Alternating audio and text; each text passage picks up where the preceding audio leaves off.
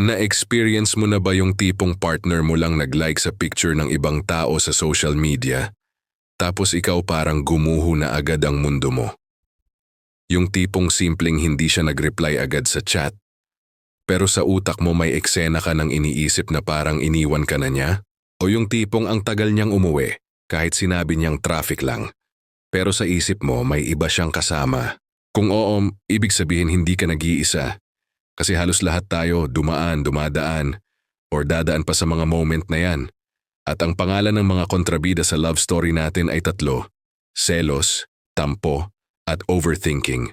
Bago natin simulan, nais kong magpasalamat sa mga loyal kong subscribers sa patuloy na pagsuporta sa aking channel. Kayo ang inspirasyon ko sa paggawa ng mga bagong content. Kung bago ka sa channel ko, comment mo na kung taga saan ka. Ang masakit, kahit alam mong mali o sobra minsan, hindi mo pa rin mapigilan. Para bang automatic, para bang nakaprogram na sa utak mo. Isang trigger lang, isang notification, isang simpleng delay, isang simpleng galaw ng partner mo. At ayun na, parang sumabog na bomba ng emosyon sa dibdib mo. Pero ito ang mas malaking tanong. Paano nga ba hindi magpadala sa mga yan? Paano mo kokontrolin ang emosyon mo bago pa ito sumira ng relasyon na pinaghirapan ninyong buuin? Ano ba ang selos? Unahin natin si selos. Ang selos parang multo. Minsan totoo, minsan imahinasyon lang, pero ang ending, natatakot ka pa rin. Selos ang pakiramdam na baka may ibang mas mahal, mas pinapahalagahan, o mas nakakapagbigay saya sa partner mo bukod sa'yo. Hindi mo siya makausap ng diretsyo kasi takot ka na baka sabihing OA ka lang. Pero deep inside, parang may butas sa dibdib mo na hindi mo mapuno. Nag-scroll ka sa Facebook. Nakita mo may nilike na picture yung partner mo, isang kaibigan niyang opposite sex. Sa iba, wala lang yun. Pero sa'yo, parang sampal. Bakit siya nag-like? Attracted ba siya? Ako ba hindi sapat? Boom, araw mo sira na. Ano ba ang tampo? Next, si tampo. Kung selos ay apoy, ang tampo naman ay yelo. Tahimik, malamig. Parang hindi nagsasalita pero ramdam mo ang lamig sa hangin. Ito yung mga moment na imbes kausapin mo, pipiliin mong manahimik. Imbes sabihin mong nasaktan ako, ang sinasabi mo lang ay bahala ka. Pero sa totoo ang ibig mong sabihin, sana pansinin mo ako. Sana unahin mo ako. Example, nag-outing ang partner mo kasama ang barkada. Hindi ka na isama kasi all boys or all girls trip. Sabi niya, wala namang masama. Pero ikaw, imbes intindihin, tumahimik ka. Pumasok ka sa silent treatment mode. At sa utak mo, siguro ayaw niya akong isama kasi may tinatago siya. Siguro may ayaw siyang ipakita sa akin. Ano ba ang overthinking? At syempre ang reyna ng lahat, overthinking. Kung may Olympics para sa utak, gold medalist ang mga overthinker. Overthinking yung moment na wala namang nangyayari. Pero nag-iimbento ka ng teleserye sa utak mo. Bakit hindi siya nag-text? Baka may kausap siyang iba. Bakit hindi siya sweet ngayon? Baka nagsasawa na siya. Bakit parang busy siya lagi? Baka may iba na siyang kinakausap. In reality, baka naglalaro lang siya ng ML, nanonood ng anime o pagod sa trabaho. Pero sa isip mo, kompleto na ang script. Ikaw ang bida, siya ang kontrabida, at may third party na extra. Tanong, normal ba itong mga nararamdaman? O, dahil ang ugat ng selos, tampo at overthinking ay tatlo rin. 1. Takot na maiwan. Lahat tayo may fear of abandonment. Ayaw nating mawala ng taong mahal natin. 2. Insecurity. Kapag kulang ka sa tiwala sa sarili mo, konting bagay lang trigger agad. 3. Attachment. Kapag sobrang kapit mo, lahat ng maliliit na bagay lumalaki. Parang halaman na hindi madiligan. Konting init lang, natutuyo agad. Ganun din ang puso kapag kulang sa tiwala o security. Scenario 1. Social media jealousy. Nag-like siya ng picture ng opposite sex na naka-beach outfit. Ikaw, bakit siya nag-like? Crush niya ba? Hindi ba ako sapat? Samantalang sa kanya, simpleng appreciation lang yun. Scenario 2. Delay sa reply. Naka-online siya pero hindi nag-reply. Ikaw, may kausap siyang iba. Samantalang sa totoo nasa banyo lang siya. Scenario 3. Hindi kayo sinama. Nag-outing siya ng barkada. Hindi ka na isama kasi exclusive. Ikaw, may tinatago siya. Pero totoo gusto lang niyang mag-spend ng time with friends. Ang selos ay parang apoy. Kung maliit lang, nagbibigay init. Pero kapag lumaki, sinusunog ang lahat. Ang tampo ay parang yelo. Hindi mo mararamdaman agad ang lamig, pero unti-unti nitong pinapatay ang init ng relasyon. Ang overthinking ay parang Netflix. Laging may suggestion, laging may bagong episode. Ang tanong, ikaw ba ang may hawak ng remote o hinahayaan mong ang utak mo ang magpatakbo ng palabas? Hindi lahat ng tahimik may tinatago. Minsan pagod lang talaga. Hindi porket hindi ka kasama may iba na agad. Selos ang asin ng relasyon, konti masarap, sobra maalat. Ngayon, eto ang masakit na totoo. Ang tatlong to ay may cycle. Selos, nagsimula sa maliit na bagay. 2. Tampo. Tatahimik ka, lalayo, hindi makikipag-usap. 3. Overthinking. Mas lalo kang mag-iimbento ng kwento. 4. Conflict. Ending. Away o misunderstanding. At balik ulit sa simula, parang washing machine na walang tigil sa ikot. At sino ang nahihilo? Ikaw mismo. Habang paulit-ulit ang cycle, unti-unti nitong kinakain ang tiwala, respeto at pagmamahalan sa relasyon. Kaya kung nararamdaman mong madalas ka ring nalulunod sa selos, tempo at overthinking, stay ka lang dito. Dahil pag-uusapan naman natin kung gaano kalala ang epekto nito kapag hindi mo natutunang i-handle. Yung tipong kala mo simpleng mood swings lang, pero unti-unti na palang sinisira ang foundation ng relationship nyo. At dun mo makikita kung gaano kahalaga na bago pa lumala, matuto kang hawakan ang sarili mong emosyon. Ito ang masakit na katotohanan. Kapag pinabayaan mo ang selos, tampo at overthinking, unti-unti nitong kinakain ang relationship mo. Hindi mo man agad mapapansin, pero parang anay yan. Tahimik pero sirang-sira na ang pundasyon. Bakit delikado ito? Uno, selos na sobra, kakontroladong pag-ibig. Selos o natural, pero kapag sobra, nagiging control. Ayaw mong mag-like siya sa ibang posts. Ayaw mong mag-reply siya sa kahit sino. At gusto mo siya laging nakareport sa'yo kung nasaan. Sa una, baka isipin mo cute yun. Sweet ako kaya seloso. Pero ang hindi mo napapansin, nagiging jail guard ka sa partner mo. Hindi ka na partner, ikaw na yung bantay. At ang masakit, wala ng freedom yung taong mahal mo. At tandaan, pag nawala ang freedom, nawawala rin ang saya. Example, si Carlo at si Ana. Si Carlo sobrang seloso. Bawal mag-like si Ana. Bawal lumabas mag-isa. Bawal makipagkaibigan ng lalaki. Sa una, sumunod si Ana kasi mahal niya. Pero habang tumatagal, napapagod siya. Kasi yung love na dapat nagbibigay ng freedom, naging kulungan. Ending, umalis si Ana. Tuwagi tampo, Ariero, silent killer. Kung ang selos ay apoy, ang tampo ay lamig. At ang lamig na ito kapag pinatagal, kayang pumatay ng apoy ng pagmamahalan. Bakit? Kasi ang tampo, imbes na maging conversation, nagiging wall. Imbes na maging solusyon, nagiging distansya. Example, si Mark at si Jenny. Si Jenny tampuhin. Tuwing may bagay na hindi siya nagugustuhan, tatahimik siya. Hindi siya magre-reply. Hindi siya makikipag-usap. Si Mark naman, clueless. Hindi niya alam kung ano ang mali.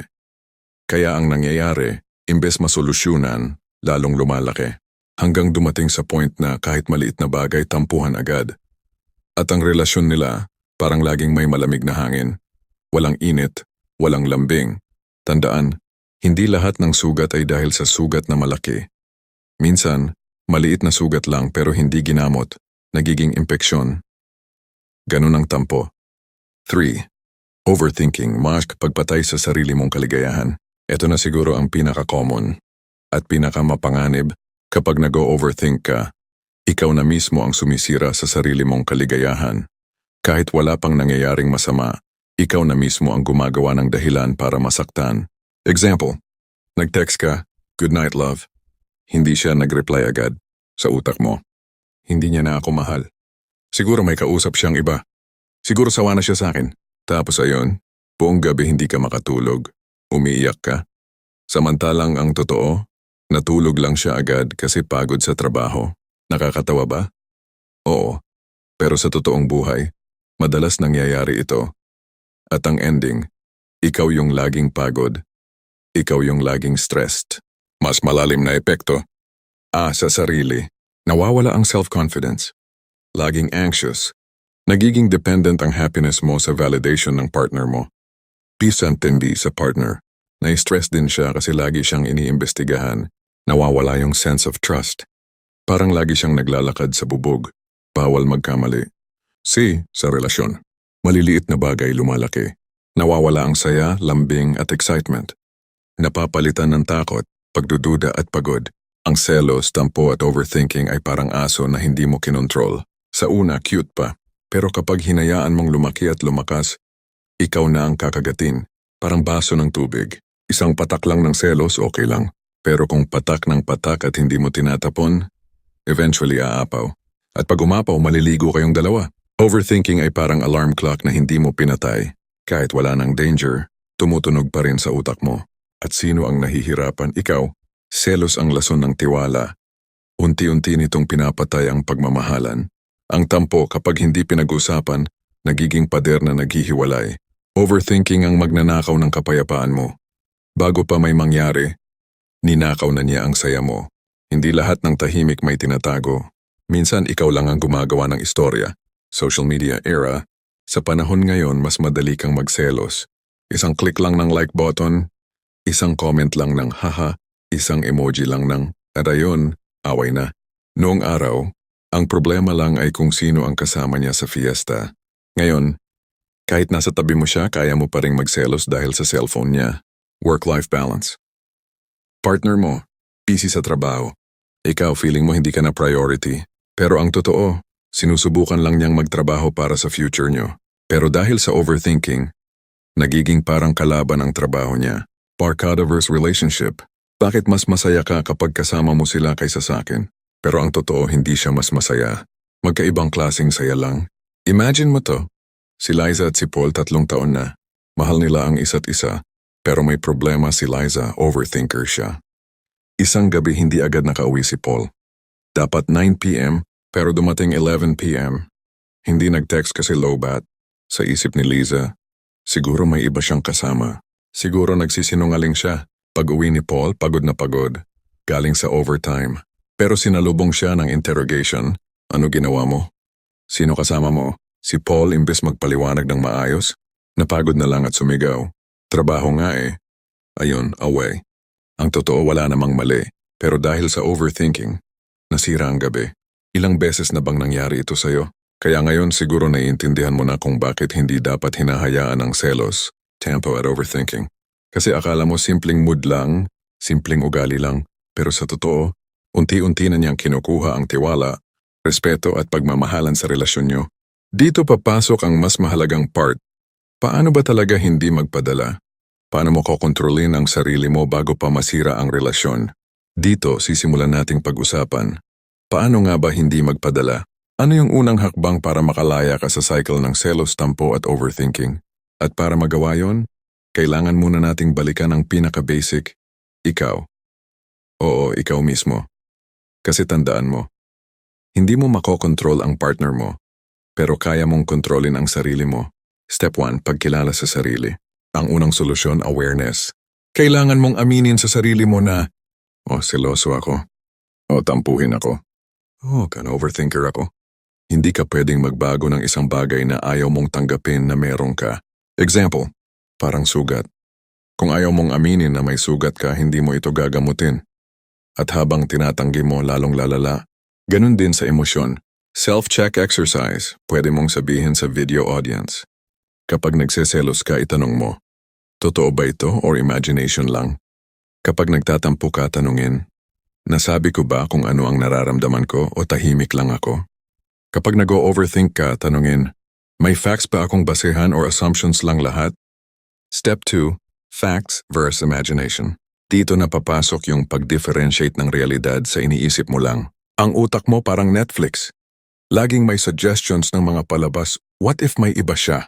What if nagsisinungaling siya? Pero tandaan, suggestion lang yun. Ikaw pa rin ang may hawak ng remote kung papanoorin mo ba yung palabas or hindi. Example, partner mo hindi nag-reply agad. Fact, hindi siya nag-reply. Imagination, may kausap siyang iba. Minsan kasi, isang simpleng fact binibigyan natin ng 100 dagdag na imagination. At doon nagsisimula ang overthinking. Step 3, Stoic perspective. Ito yung malupit. Kapag in-apply mo ang prinsipyo ng Stoicism, pero simplified at relatable, mas nagiging madali ang control sa emosyon. Stoic Lesson 1, Control what you can, let go of what you can't. Hindi mo kontrolado kung sino ang ilalike ng partner mo. Pero kontrolado mo kung paano ka magre-react. Stoic Lesson 2, Pain comes from attachment. Kapag sobrang nakakapit ka, lahat ng galaw ng partner mo apektado ka. Pero kapag natutunan mong mahalin siya ng may freedom, mas gumagaan. Stoic Lesson 3, Emotions are choices. Hindi lahat ng naiisip mo kailangan mong sundin. Hindi lahat ng naramdaman mo kailangan mong iak. Pwede kang huminga, mag-pause, at piliin ang tamang sagot. Hindi lahat ng naisip mo totoo. At hindi lahat ng nararamdaman mo kailangan mong sundin. Step 4. Mga practical tools. A. Journaling. Isulat mo yung nararamdaman mo bago ka magsalita.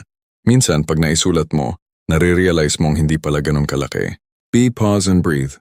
Kapag trigger ka na, huwag agad mag-react. Huminga ka ng malalim, magbilang hanggang 10. Minsan, yung 10 segundo na yon, makakapagligtas ng 10 araw na tampuhan. C. Self-talk. Kausapin mo sarili mo. Relax, hindi totoo lahat ng naiisip ko. Kung may problema, malalaman ko rin sa tamang oras. D. Communication.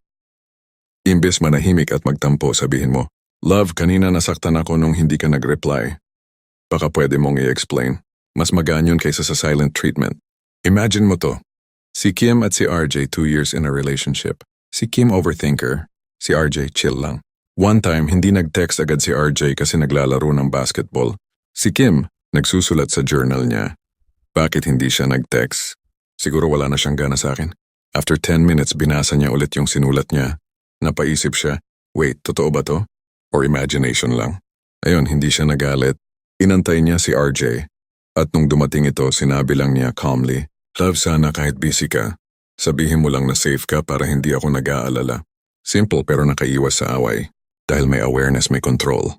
Step 5. Building new habits. Hindi overnight mawawala ang selos, tampo at overthinking. Pero pwede kang gumawa ng bagong habits. 1. Kapag may trigger, pause bago mag-react. 2. Kapag may tampo, express calmly imbes mag-silent treatment. 3. Kapag nag-overthink, journal or self-talk muna bago magtanong. 4. Laging tandaan, facts muna bago assumptions. Parang pagdi-diet. Hindi agad mawawala ang cravings mo sa soft drinks at junk food. Pero kapag unti-unti mong pinalitan ng tubig at gulay, eventually masasanay ang katawan mo. Ganon din sa utak. Unti-unti mong tinitrain hanggang hindi na automatic ang selos. Tempo at overthinking. Hindi mo hawak ang kilos ng partner mo pero hawak mo ang reaksyon mo. Hindi lahat ng katahimikan ay pagtatago. Minsan kailangan lang ng pahinga. Kung hindi mo kokontrolin ang isip mo ang kokontrol sa'yo.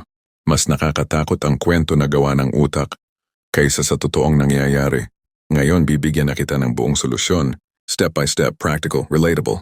Hindi lang para hindi ka na madaig ng selos, tampo, at overthinking, kundi para mas maging buo ang tiwala, respeto at pagmamahalan niyo ng partner mo. Step 1. Communication without accusation. Isa sa pinakamalaking dahilan kung bakit lumalala ang selos, tampo at overthinking ay dahil hindi ito na-i-express ng maayos. Golden rule, kapag magsasalita ka, sabihin ang nararamdaman mo, hindi ang akusasyon mo. Mali, siguro may iba ka kaya hindi ka nag-reply. Tama. Love, nag-aalala ako kapag hindi ka nagre-reply agad. Pwede mo bang sabihin next time kung busy ka lang? Parang customer service. Kapag galit ka agad, hindi ka tutulungan. Pero kapag maayos kang nagsabi ng concern, mas mabilis ka nilang naiintindihan. Ganon din sa partner mo. Step 2. Trust building through small actions. Trust hindi lang yan biglaan. Binubuo yan sa maliliit na bagay. Example, kung sabi mong uwi ka ng 8 kahit 8:30 mag-update ka. Kung hindi ka makaka-reply, simple busy ako love. Mamaya ako mag-e-explain. Malaking bagay na yon. At syempre ikaw rin, huwag mong isipin na lahat ng delays like ang pagtataksil. Kasi minsan, simpleng responsibility lang sa trabaho o pamilya. Ang tiwala parang salamin. Kapag nabasag, pwede mong buuin pero hindi nakasingkinis. Kaya alagaan mo bago pa mabasag. Step 3. Self-confidence development. Maraming selos at overthinking galing sa insecurity. Kung pakiramdam mo hindi ka sapat, kahit anong gawin ng partner mo, kulang pa rin. Kaya kailangan mong palakasin ang sarili mo. Practical tips. Ayusin ang sarili, health, hobbies, goals. Magkaroon ng sariling buhay sa labas ng relationship, friends, career, growth. Alalahanin na hindi mo kailangan ng constant validation para maging buo. Parang cellphone battery. Kung ikaw mismo low-bat kahit isaksak ka sa partner mo, laging draining ang mangyayari.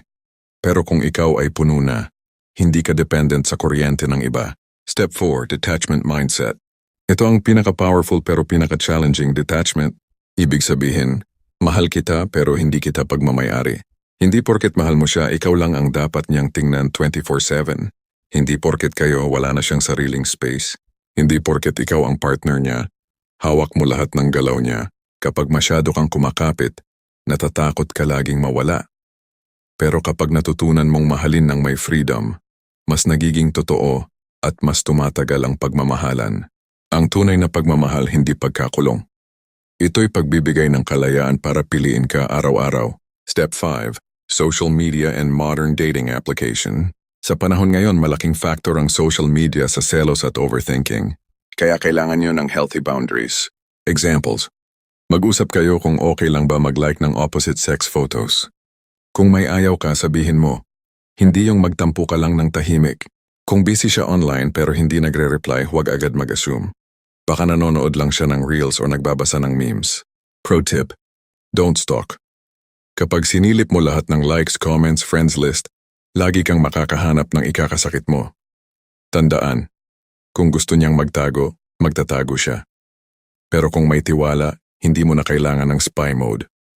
Step 6. Giving space without guilt. Importante ang personal space sa relasyon. Kapag pinigilan mo, mas lalo lang siyang lalayo. Example, may barkada trip siya, payagan mo. Gusto niyang magpahinga mag-isa, hayaan mo. Ikaw rin, gawin mo rin para balance. Kasi kung hindi kayo bibigyan ng space, parang halaman na laging dinidiligan. Imbes lumago, malulunod. Step 7.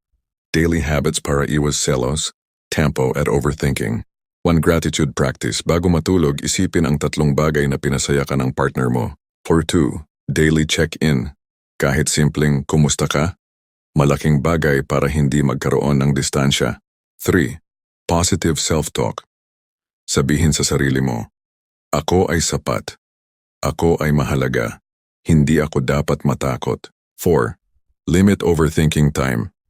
Kapag na-trigger, bigyan mo lang sarili mo ng 10 minutes mag-isip, tapos move on. Si Mara at si Vince dati laging nag-aaway dahil sa selos. Pero natutunan ni Mara na mag-journal at magsabi ng maayos. Imbes na sabihing, bakit like ka ng sexy photos? Sinabi niya, love, nai-insecure ako minsan kapag nakikita kong nagla-like ka sa iba. Pwede ba nating iwasan yon para mas kampante ako? Si Vince hindi nagalit. Naintindihan niya. At simula noon, mas naging considerate siya. Walang sigawan, walang away. Kasi may communication, trust at respeto. Ang selos ay parang apoy. Pwede kang magpainit ng sopas o pwede kang masunog. Ikaw ang pipili. Tampo ay parang ulan. Konti lang nakaka-relax pero kapag bumagyo baha ang dala. Overthinking ay parang Netflix series, walang katapusan kung hahayaan mong autoplay. Pero pwede mong pindutin ang stop button. Kung mahal mo siya, hindi mo siya kukulong. Bibigyan mo siya ng pakpak at aasahan mong babalik siya sa'yo. Ngayon, may choice ka. Pwede mong hayaan ang selos, tampo at overthinking na patuloy na sumira ng relasyon mo.